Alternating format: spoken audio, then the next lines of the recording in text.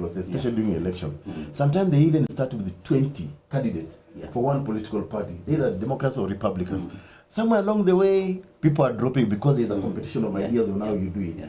Yet in Kenya here, people don't want to debate publicly, but as soon as they get into government, they want to go to America, USA to benchmark on how to handle things. So this dishonesty has to stop. And that's why for me, the people of Kenya must start by saying, those who did not come out into that debate, that where money was even spent, should not even be considered, should be qualified. Look, if you are coming for a job, interview, and then you fail to come, should I give you the job? I mean, Kenyans have proven.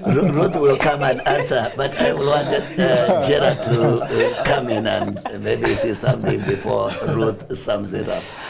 First of all, I want to affirm that Ruth Ambogo speaks for Azimio. So when you hear Ruth Ambogo speaking, you know that Azimio has spoken. And secondly, I must and secondly, I must commend her for being very honest and admitting that Raila's agenda is William Ruto. Thirdly, if the explanation she's giving is what she's timing as their wisdom, then there was no wisdom in that advisory. Because how can you give an explanation that a presidential candidate could not appear on a national platform because another candidate was appearing and you wanted first of all to interrogate that candidate? It means you didn't have an idea of your own.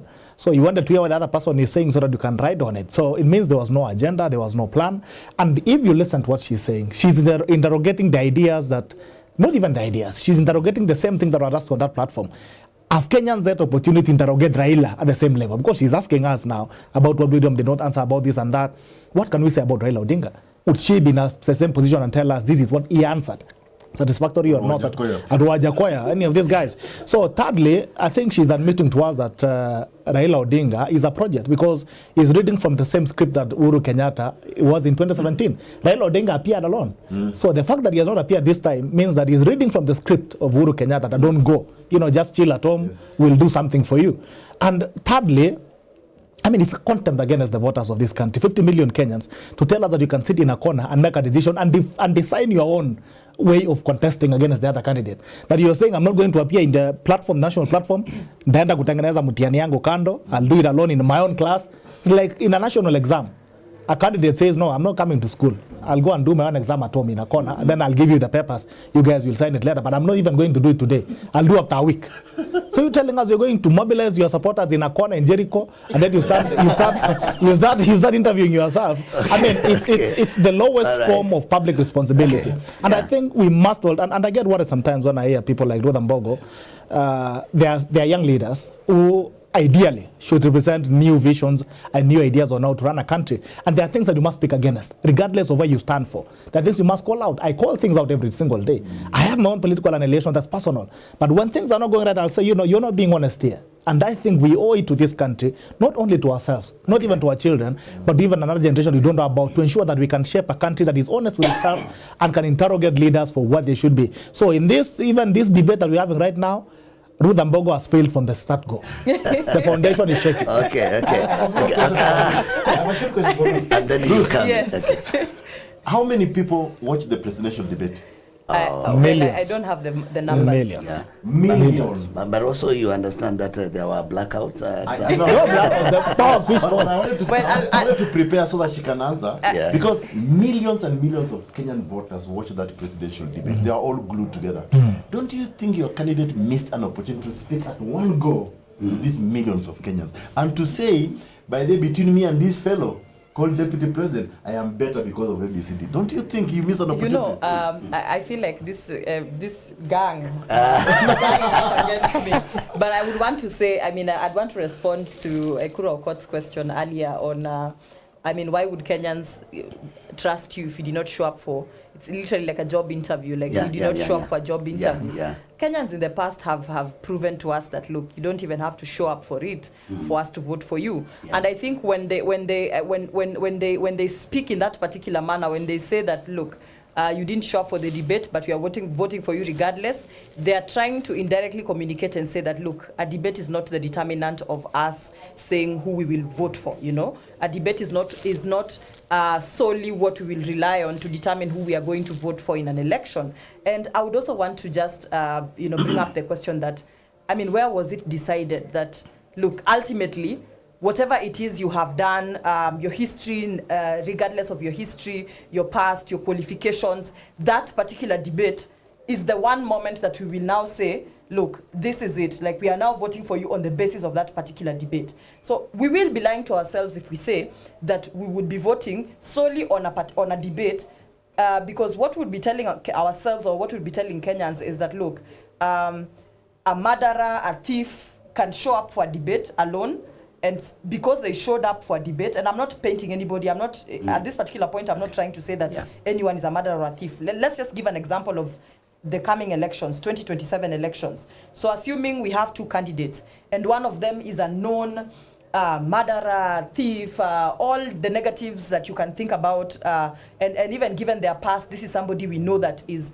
completely not capable of leading the country. And then we have somebody else on the other. Based on what factors? No. I'm just giving an also example. Based on the factors, I mean, the factors that I'm considering, we are looking at your history in terms of various positions that you have held in the past. And I'm not talking about this election. I'm forecasting like a 2027 scenario where we have two opposites. Somebody who is completely incapable of leading the country and everybody knows, you know, and another person who, on the other hand, can be trusted with the responsibility of leading the country. And then simply because they showed up for that particular interview and this person did not show up. So now we say the basis for deciding that this person, the basis for deciding who is best to lead our country is the person who showed up for that particular interview. I think Kenyans are wiser beyond that. Kenyans are smarter beyond that. Kenyans have different parameters for deciding who they would want to vote for. Kenyans look at totally different things that don't necessarily have to be your attendance or failure to attend a particular debate, you know. Kenyans look at what's your history, having held, I mean, looking at your history in terms of positions that you have held in the past, how did you perform, you know? At critical times when the country needed direction, where were you standing, you know? Those are the bases upon which people literally look at. Those are the parameters that Kenyans look at when they are deciding. Was this debate a waste of time? Allow me 30 seconds. No, I'm not please. saying that the debate. I'm not saying that the debate was a waste of time. No, but I'm just saying that we will be lying to Kenyans if we said that attendance of a debate is what should be the ultimate determinant of whether we should vote for you or not. Because you could show up to a debate and you are literally incapable of leading this country, and no matter how many debates that will be organized and you attend, you solely attend as an individual, you are incapable of leading the country. 30 seconds, please. And I think first of all, we need to give a definitive foundation of what a debate is for Ruth Mbogo. I think she's mistaking it for those primary school debates of a boy is better than a girl or a teacher is better than a doctor. Wow. This was a contest of ideas. Yes. What is the plan that you have? To run the country. If we cannot look at it this way, she is pinning William Ruto on the 5 years first term of Jubilee. These guys have shared government. It's been 10 years. Ruto has said he's 5, Raila has said he's 5. From 2017, 2018, Raila has been part of government, and he has admitted it. He has said he advises Uhuru Kenyatta, and even said even Uhuru Kenyatta when he retires, he'll come back as an advisor to his government, in Azimio government. So William Ruto has said 5. Raila Odinga has said perfect scenario. Tell us about your 5, tell us about your 5. Okay. You know the content of that. So if you didn't give us an opportunity to interrogate both ideas, to hold them accountable for all these things, then you cannot show up on a national platform again like this, and you want us to continue hammering one candidate against the other was not given us an idea. So with Ruth Mbogo, with all honesty, I think you need to be honest with yourself. We need to move on to something else. So I mean, let's get the context first. Again, not to pin you. None of these fellows can say I'm new in government. Raila Odinga has been a prime minister, a coordinator and supervisor of all government ministries and departments. We would have also wanted to interrogate him together with Ruto. Even assuming we give Ruto 10 years from 2013 to 2017, 2022. We'll say, okay, both of you have had time in government. Very senior position. What have you achieved? We want to interrogate you on your history. So you cannot say none is lacking that history in government. They both have it. Okay, definitely, Ruth, let's not go back to that. At the town hall. Okay, let's not go back to that. But definitely the expectation of Kenyans was very high. And I feel if it is really a contest, then you really seek to meet the expectation of the people that are going to put you into the job. But let us now focus on IEBC and how prepared IEBC is. We do not have any other referee. It's only IEBC. And so definitely there are questions in the minds of many Kenyans, and they want to be assured that we are going to receive a credible election. Daktari, where are we? First of all, let's educate the viewers. A little bit of history. In 2017, I was a presidential candidate, and we went all the way to the Supreme Court. And the Supreme Court made a determination, a judgment that election in Kenya is a process, not an event. So what you do in that process is very, very, very important. Yeah. For you to reach the end. Now, there was also a finding in 2017 that there were irregularities and illegalities that were committed in the transmission of results. And I remember we were at the same level with Ruth. I don't know whether she was in NASA at that time. I was. You were in very NASA. much so. Yeah. So we ganged up together with you guys and we went to the Supreme Court and we demonstrated there were actually irregularities and illegalities, which really speaks to the fact that electoral malpractices were committed. Reverend, electoral malpractices are crimes, are criminal in nature. Yeah. Nobody was held accountable after that election. That was a finding from the highest court in the land. Now, let's come to this 2022 election. Okay, before 2022 election, IEBC has not even accounted for us for some of the things that are required of IEBC to do constitutionally. For example, the continuous registration of voters, and let me pick a constituency that for me is very, very key and dear to my heart, the diaspora in Kenya. Today, IEBC has not even given us an account of how many diasporians they have actually registered and how they are going to vote. That is a failure on the part of IEBC, and it's already affecting the process. Okay, come to this current election. You've seen the fireworks, the flip-flopping, but I will speak specifically to the question of nomination of presidential candidates. Yeah. I was a victim of that nomination process because although I ran in 2017 based on the same process, today I was told that your certificate, me, Ekuru Okot, my degree certificate has not been certified. Wow. That my check is incorrectly addressed. That you should produce 48,000 photocopies of IDs. And I remember telling Chebukati, under Article 137, which really the constitutional threshold, there is no requirement for such. That is, you're putting a regulation that is trying to amend the constitution through the back door. And I wrote an objection to him. He refused to listen to me. We went to court, we won the case. The court actually declared that requirement unconstitutional. Okay? Then there was a differential treatment of presidential candidates by IEBC. Wajakoya, who wants to kill all the hyenas in our park, and to make us snake farmers, went to IEBC with 17 counties. He was short of 7, and he was given 3 days to go and regularize. Same thing with Mwaure. Now, IEBC tells me my certificate is not, Chebukati is not certified. But he qualifies a man called Nyambane based on transcripts. He was the first presidential candidate to be cleared, based on transcripts. But I was disqualified based on the fact that my degree certificate is not certified, even though it was certified by a notary public and commissioner for oaths. Yeah. Now, come Wanjigi. Wanjigi is told, no, you don't have a degree certificate. Wanjigi said, no, but I finished my courses at DSTA. Here, my transcript, I'll graduate in December. And then he said, no, you don't qualify. Then IBC recalls Nyambane now and disqualifies him again. Yeah. My good friend, Ruben Kigame, he goes to IBC, he's told, no, you have not met the threshold of 24 counties, go and regularize, then come back. When he went to Bomas of Kenya, they did not even allow him inside Bomas of Kenya. He was literally locked out. Mwaure was given the same thing. And of course, many other examples I can give. So what do you feel about IEBC? So I feel that IEBC is not actually a very honest arbiter of this election. But Chebukati, with the utmost respect, has come out as a person who is incompetent, incapable of not just even because if you ask him to interpret the constitution, that's asking him to perform a miracle. We have asked him just read. Just read what the section is, what the article says. Yes. And we try to tell him, don't bring a regulation. In the hierarchy of laws, as we lawyers know, the constitution ranks the highest. Then statutory law. Then regulation and rules, whatever. But here is a man who comes with a rule and says, now let me amend Article 137 through the back door. And we told him, no, it's not a requirement under the constitution. And for me personally, who sat in the committee of experts to write this constitution, I felt insulted. And I feel that Chebukati is actually, cheating on Kenyans. And of course, there are many other candidates, including, Rutha Mbogo's candidate, who his educational qualifications are questionable, but they were cleared. Okay. You see, Daktari, I don't want to let you go. Now, I'll tell you another point, which is very, very important. But make sure also you know there are things that have emerged lately, and it's good to say something before we. Because for me, I think it was important. I tell you, because we are talking about presidential election, because that seems to be the main focus. But I think it's important that we Kenyans know the way IEBC applied different treatments to different candidates. For me, I think that already tells you this is a biased referee.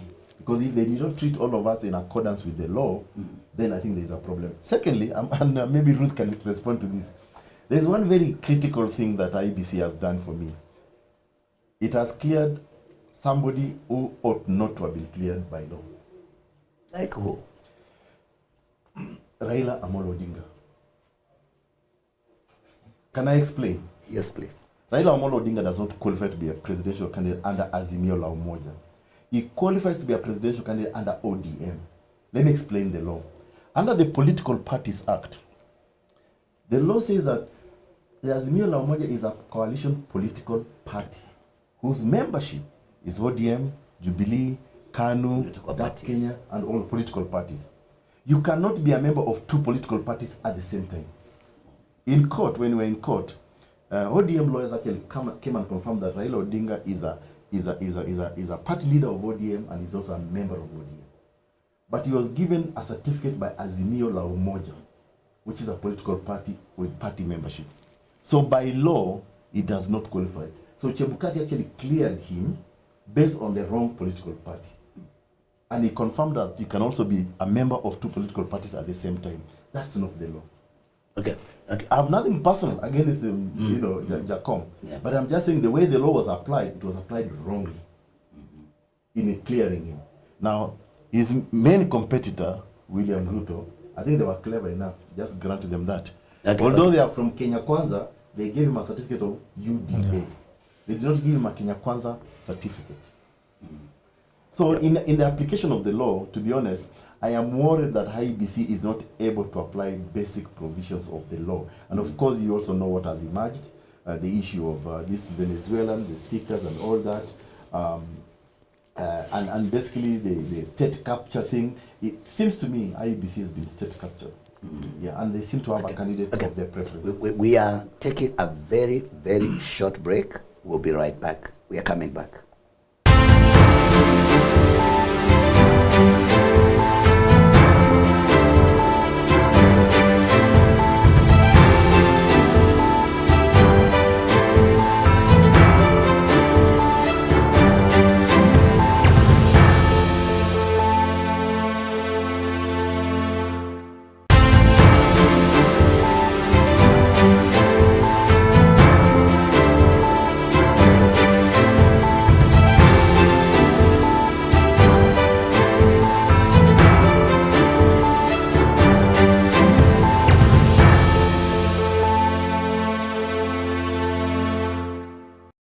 Are you a church, institution, or an individual looking to make your events, services, or commemorations memorable by capturing it on video or streaming on various platforms?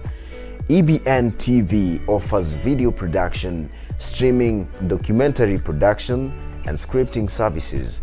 Get in touch with our sales team on 0740 653 453 or 0713 492 865 or 0721 936 847. This is EBN TV, transforming your world.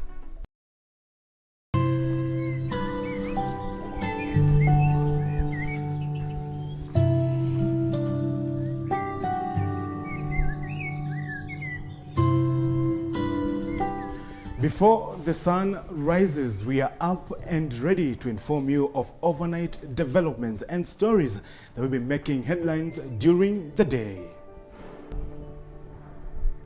Good morning, Alusa. Good morning, Cynthia. We bring you up to the minute you are up. Morning Live is back, bigger and better, refreshed and re-energized. Catch us every Monday to Friday from 7 a.m. to 8 a.m. only on Morning Live.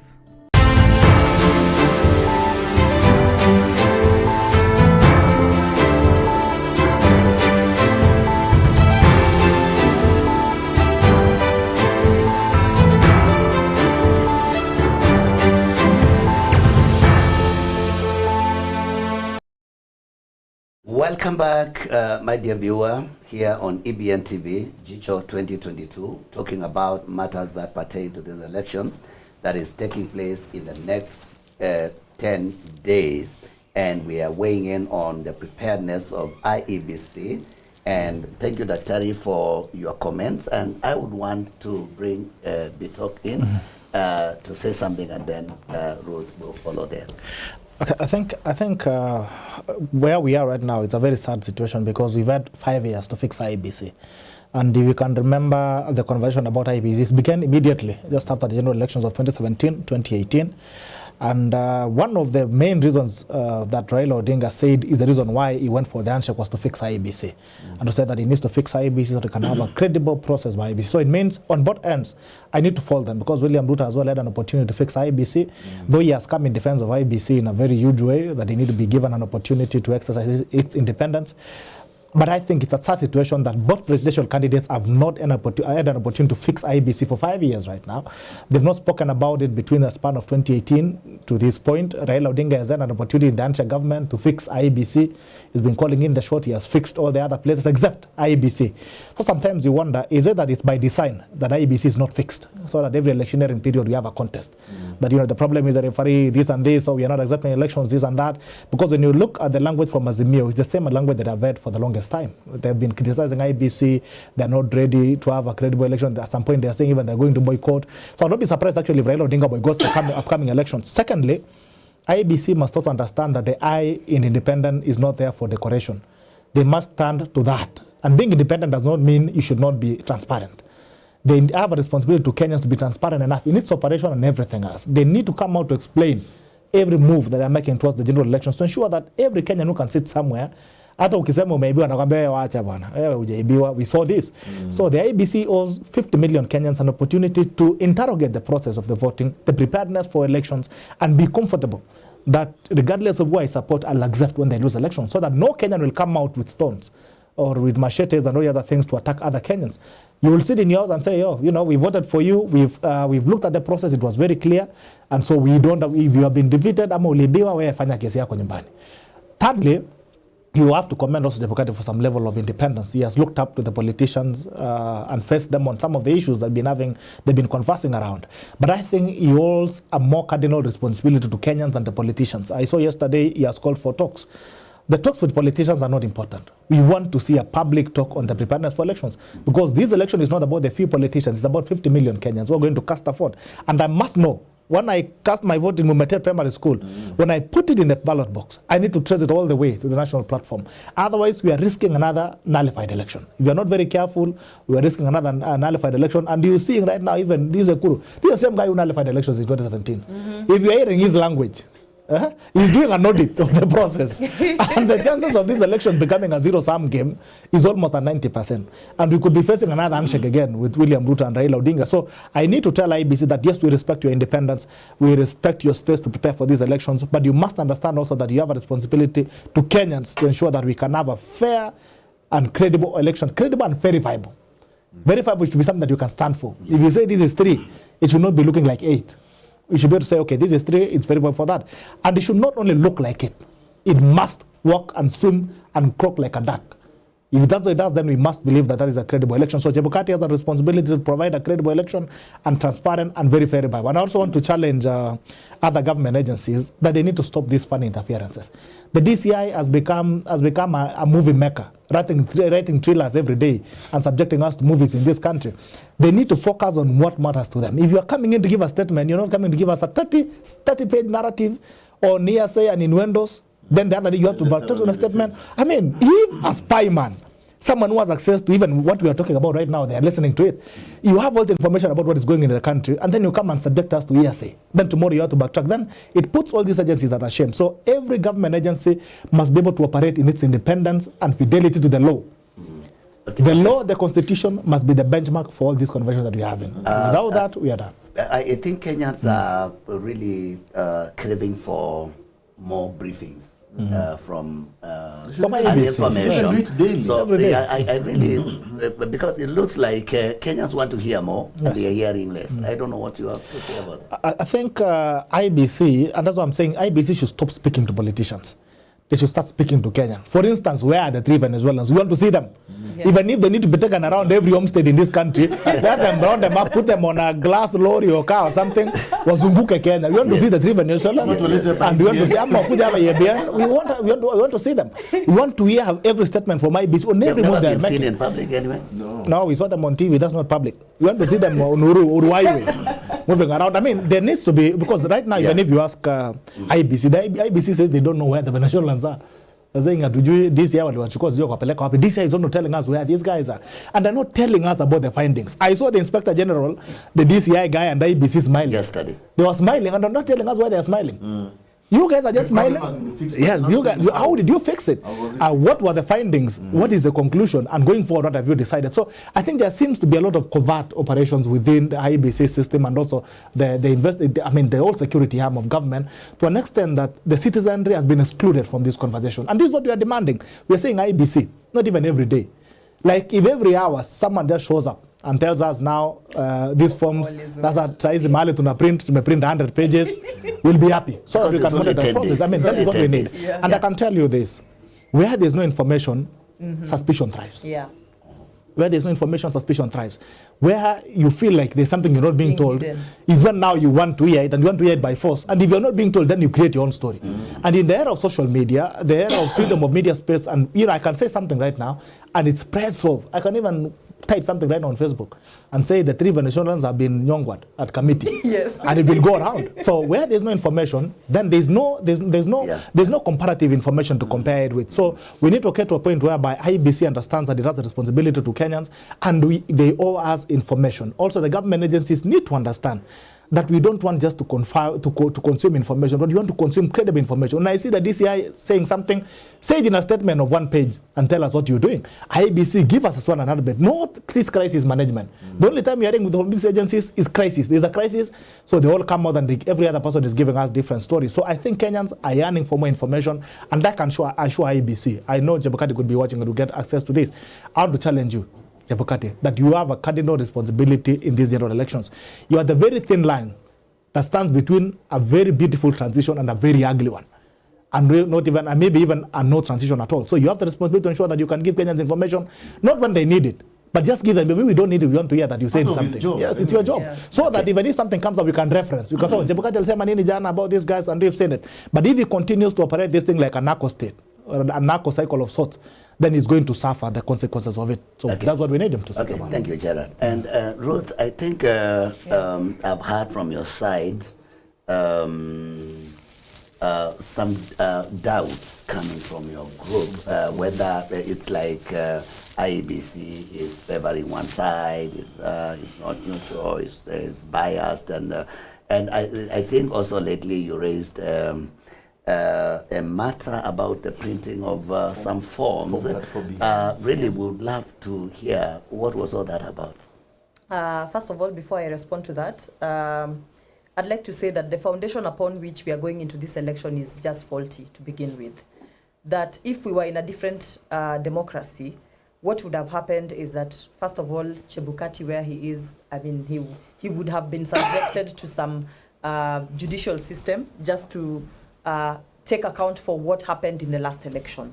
We have not seen any accountability on his part for a lot of things that happened in the last election. You are the chairperson of an independent institution that conducts one of the most critical exercises in a country, that whose history has proven that literally this is literally the most critical exercise that Kenyans get to participate in.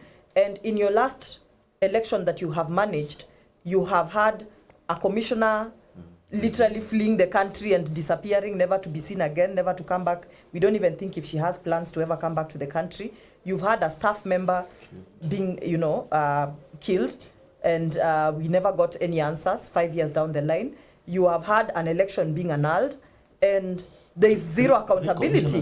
You have had commissioners resigning, and you know, sometimes I usually look at Chebukati and I wonder, where does he get, is it that he just has some guts that we cannot explain? Because if I was Chebukati, I would have stepped aside, because I mean, what kind of conscience do you even have to move into another election with all this, you know, baggage behind you? So I think the foundation that we are getting into this election is faulty in the first place. We should have had a totally different referee, given the history of the kind of referee we have today. And looking at how critical an election is to Kenyans, you know, especially with our past, with how we have lost lives in an election because of how the management of an election, you know. So I think that foundation, we must agree, is faulty, regardless of which side you stand on. Second, I would want to agree with the two gentlemen on the question of communication. I think for me, all these issues we are having right now boils down to communication. We are at a point where emotions are running high, you know, emotions are beginning to run high, suspicion is rising. So if you don't have a proper communication system within IEBC, then things are set to fall apart. You know, when people are anxious about a situation, the best you can do is constantly assure them that, you know, things are okay. And if they're not okay, come up with proper mechanisms to internally handle the issues that arise before they come out of the public, before they are exposed to the public. One thing that all the agencies that are going to work together to ensure that the election is free, fair, and credible need to understand is that at this particular point, they are supposed to be working together. That if, let's say for instance, there are some suspicious Venezuelans being arrested at the airport, the first thing to do is not to shout about it on media. The first thing to do is whoever discovers these Venezuelans needs to ask the other party, look, who are these? Are they your employees? Do you have any records, any documentation? Why are they carrying material that is related to the elections? Where are they going? Resolve it first internally. Then come and tell us, look, this came up and we handled it in this particular manner. You know, because when you start having communication coming from all corners, and you know, now people are picking sides. There are people who are saying, now, me, I'm going to listen to the DCI, or me, I'm going to listen to IEBC. That kind of lack of harmonization when it comes to communication is what will lead to suspicion rising, as Bitok has said, and just unnecessary tension. IEBC needs to realize that tension in an election does not take place the day of the election. Tension in an election does not come the day after. It doesn't come the day when the results are announced. It starts with built up incidences. You know, it's like a divorce. When a divorce is messy, it is not, you don't just wake up one day and say, I'm walking away. It is usually a series of events that have been taking place for a long period of time, building up, you know, negative energy, building up a lot of suspicion, and then now you finally get to a point you say, look, we can't stay together. So this enough, when you now say enough is enough. So I think that, you know, these things need to be addressed. Regarding the ballot papers, honestly, I'll be honest that I have not familiarized myself with with the allegations that are coming up. I am yet to understand exactly what is being brought up. But I think, I mean, whoever brings up these questions, IEBC has a right to respond. IEBC has a right to respond regardless of who brings up the questions. That's right. That is why I've always said in the past that the people who support William Ruto need to be very careful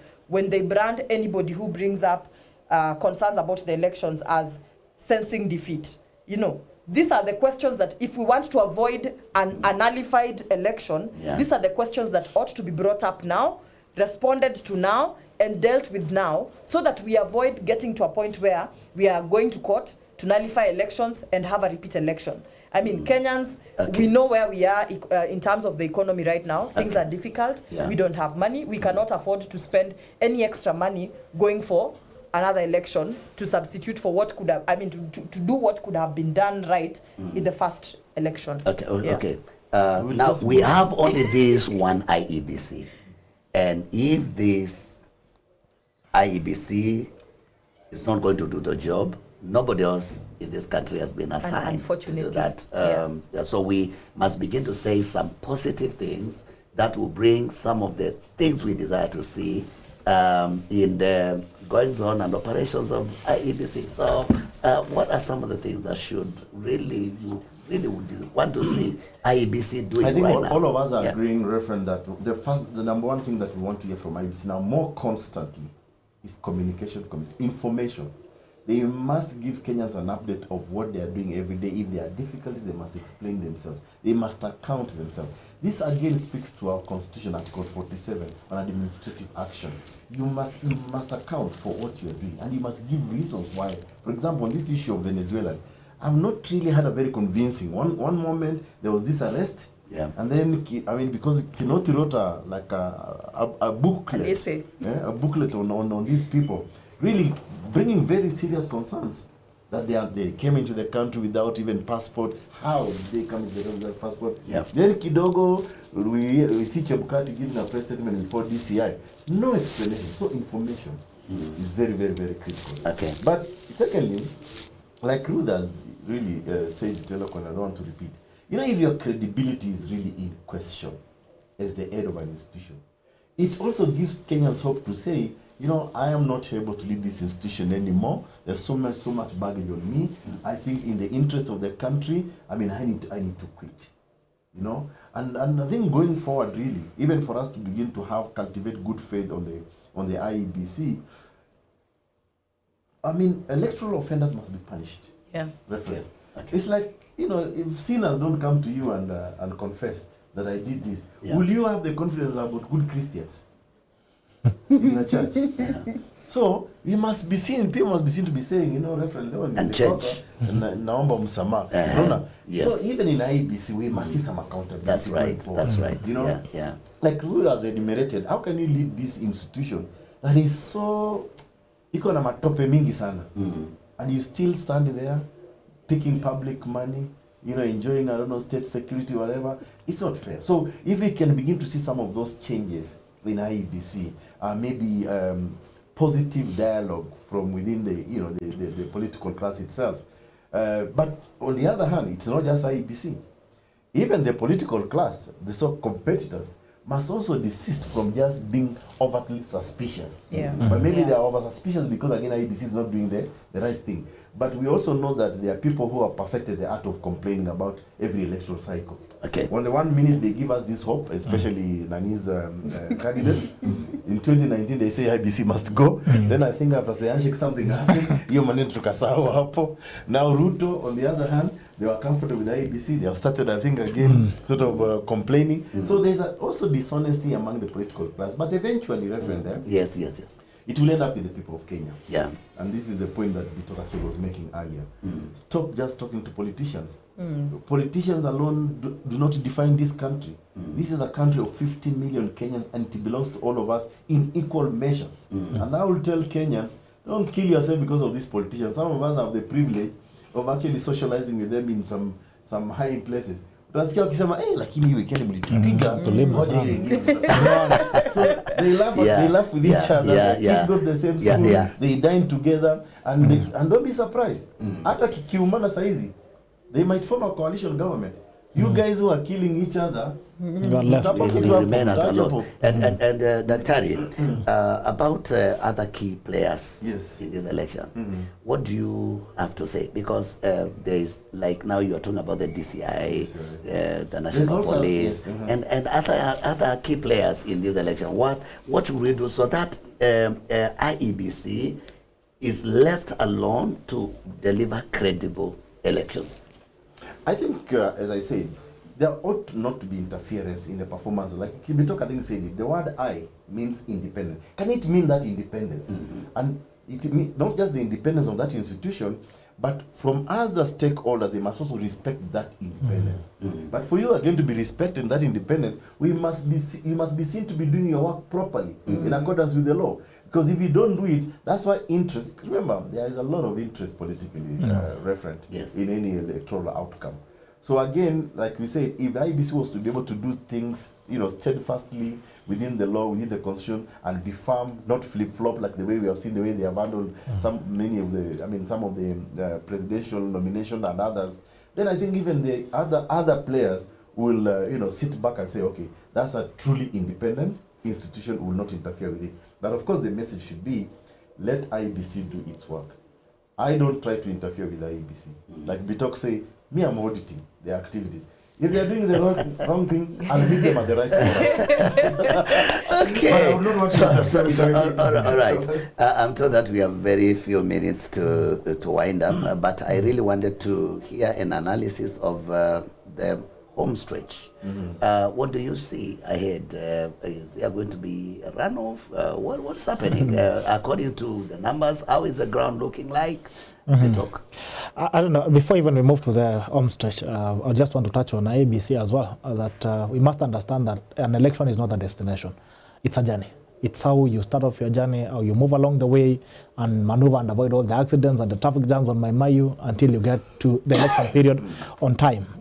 Secondly, I want to remind DCI that their responsibility is not an election. They have a security responsibility that they must stick with and let IBC do its business. And thirdly, we all must agree as Kenyans, as you've said, this is the only IBC that we have. This is the only Chebukati that we have at this point. And we must help these guys to deliver a credible and verifiable election. So whatever it takes, let's all ensure that we can partner with them to ensure that they can give an election that we can all be satisfied about. And also, politics is a game of narratives. We must also be able to differentiate between information that is true and information that is political narrative to create a certain perception. Looking at the home stretch, a runoff is impossible. I mean, if you look at the numbers, politics is all about numbers. That's the end of that game. If you can do numbers, if you can look at numbers and you can analyze the numbers, if you can analyze the conversation from the ground, it basically tells you where it is going to. Raila Odinga has had a very good stint for the longest time. This will be his 5th time. If he wins, it will be his 1st time winning. If he loses, it will be his 5th time losing. And when you look at the way he has decided to engineer his political marriage, there seems to be some level of miscalculation. They believe that Uhuru Kenyatta will be able to marshal his background at 100%. It's very clear that even when you look at Uhuru Kenyatta, he's already frustrated. He's feeling like he's lost the grip. 10 days to an election, there's nothing much he can do. For the longest time, we were told, ngojeni, Simba kinguruma. Wanajua Simba si paka. So we're still waiting. Simba bada janguruma. Okay. He's tied to nguruma, but it looks like the jungle is not responding. So on that case, then it complicates the mathematics for Raila Odinga to a larger extent. If you look at it, for the election that he has lost, he has always had a very compact team. During the Pentagon, he had 5 people. So the Rift Valley was there, Western Kenya was there, Coast was there. He had somehow galvanized almost the whole country, except Central Kenya. So when you look at it right now, he has lost Mudavadi, he has lost Wetangula, he has lost Kingi, he's lost some key people in regional politics. And in politics, you can never underestimate that. I do political mathematics, and I can tell you, there seems to be some great loss on that side. So if you look at the side of William Ruto, he has won 2 elections with Uhuru Kenyatta, only the 2 of them. So they galvanized Central Kenya and Rift Valley, and there was something that we used to call the tyranny of numbers, which spoke twice. It spoke in 2013, it spoke in 2017, and gave them an election. Now, look at what he has lost this time. Moving away from Uhuru Kenyatta, has he lost much? He hasn't. Because clearly, while Uhuru Kenyatta was on the other side running with the handshake, he was in Uhuru Kenyatta's bedroom, galvanizing his bedroom. So now it's too late for Uhuru Kenyatta to redeem that point. So it means he still remains with Central Kenya as it was, and you can feel it. You can feel, over the weekend I was driving through Central Kenya, I went through Murang'a, Kirinyaga, and you can see, just as an observer, you can feel that there's some energy that resonates more towards William Ruto's camp. So in essence, he has retained that. Then he has come in, he has pulled in Mudavadi and pulled in Wetangula. So clearly, he has also building a bigger chunk of Western Kenya. Looking at the coast region, Kwale, Kilifi, he has galvanized it. The only place where he's having a small battle is central Mombasa County, which seems to be a push and pull between Joe and these other guys. So he gets some numbers. So if you look across board and you try to paint the colors around it, Northeastern as well, will be a very serious struggle for Azimio. He has on the rallies and all that. So there's no runoff. Before the time runs out, Yeah. There is the Kalonzo factor on how he has helped the Azimio side with numbers, and then the Mudavadi factor, how he has brought, and then now the Wajakoya factor, that is supposed like to force a runoff. Would you weigh in on that kind of Yes, I can weigh in on that. Okay. You have a suit. It has some strips. It's a suit that you have attached. Remove the coat, put it there. Wear it again. Does that make you have two suits? So Raila Odinga removed Kalonzo, put him on the side. He has worn him again. Does that mean that he has an extra suit? It doesn't. It only means that he has gone back to where he was. But now he cannot be there because he doesn't have Mudavadi, he doesn't have Wetangula. And you can never underestimate these people in politics. Anybody in politics will tell you no, the problem with ODM, this is how it is. When you are with them, you are very good, you have numbers. Try and leave. They say the way you are useless, you have no votes. But I can tell you, as a serious politician, you must count in because everybody comes with someone. So this is the political capital that William Ruto has gained. Remember, I've told you this, he has retained Central Kenya, which was Uru's backyard. And he has added Tangula and Mudavadi from Raila's camp, who have brought in numbers. He still had these numbers. So his target of numbers remains as it was in 2013 and 2017, Central Kenya and Rift Valley. But now he has an extra court. So now it's like my three-piece. So this is Mudavadi. And Tangula, and then I have a court on top. Okay. So you can Wajakoya. Why are you even talking about Wajakoya? So no runoff. Wajakoya. I mean, seriously, Reverend, Wajakoya. What does it stand for? What does it represent? Someone who is going to tell us we're going to smoke bangi, slaughter some hyenas, and then I don't know, rare snakes.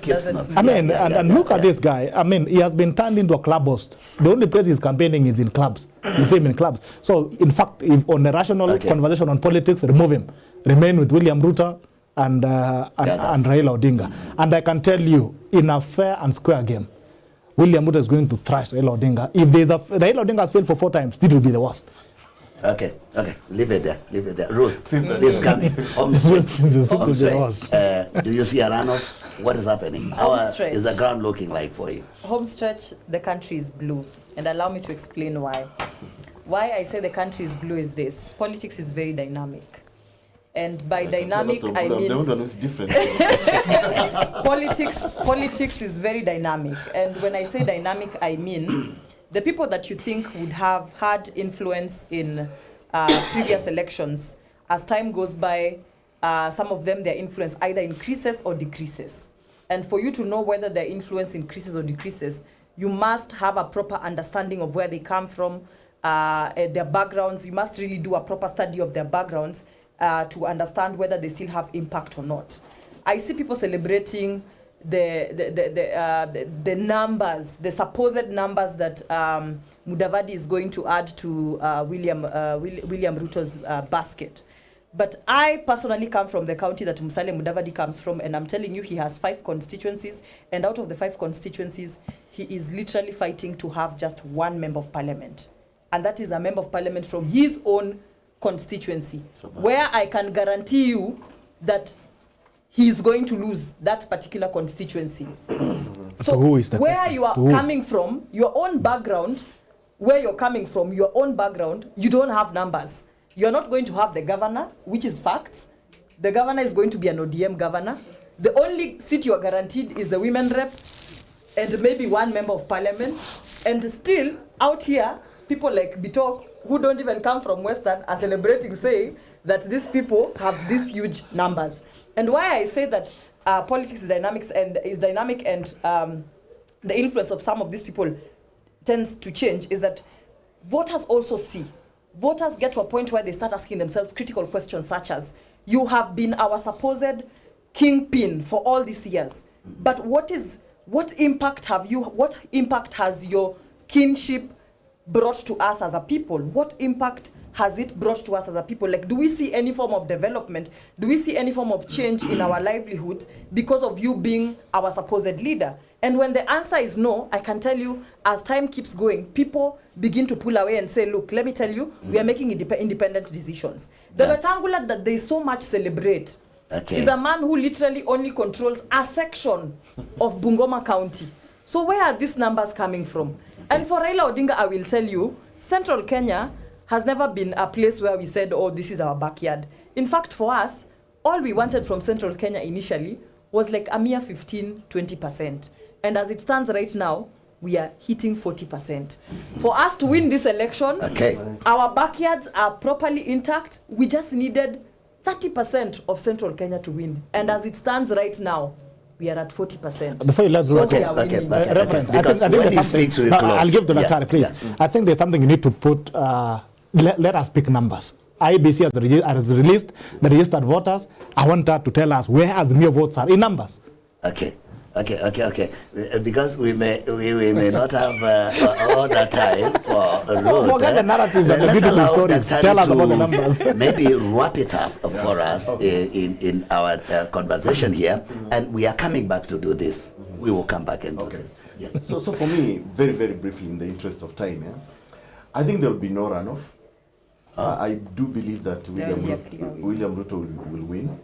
I think one of the biggest miscalculations by Raila is to seek the support of Uhuru Kenyatta. Big mistake. Basically, a failed president, a failed government. And I am on the ground, because I also have some candidates under my party, and people are disappointed with this government. Even when you talk to the business community, there's disillusion. First of all, I think a lot of Kenyans are seeing dishonesty in the way political arrangements has happened. You know, Kenyans make mistakes during election, but there's also an extent to which Kenyans are very honest people.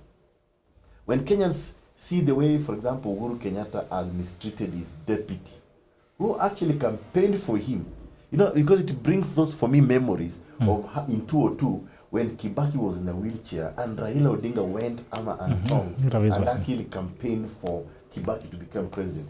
The same thing happened in 2013, 2017. William Ruto did more rallies, campaigns to make Uhuru president. And the fact that Uhuru betrayed that, a lot of Kenyans, we may not be 100% religious, but they are saying, but hii ni dishonesty. Kwani walifanyana nini? And yet nobody has told us what went on. But yet, the person you are into loggerhead, who are even calling Muganga, anakuita kimodogeke, kimodomogoroki, sujui nini, now you are together. So people are now saying, this is just dishonesty. And secondly, the fact that Uhuru has remained the chairman of Azimio, he wants to come back into government through the back door because he'll definitely be convening this government. And when people look at their problems, the price of unga, taxation, nini, all those mashida, debt, they can only relate it to one person. Chairman. The chairman of Azimio who will be convening the government. That is a loss in votes for Ruth's candidate, and that's why there'll be no runoff. I think we'll be able to win. Well, Ruth, any rebuttal? If it's not numbers, no rebuttal. If it's not numbers, no rebuttal. All I will say, August 9th is what? 10 days away. We will see. Do you want to cry? Come back here. Do you want to cry here?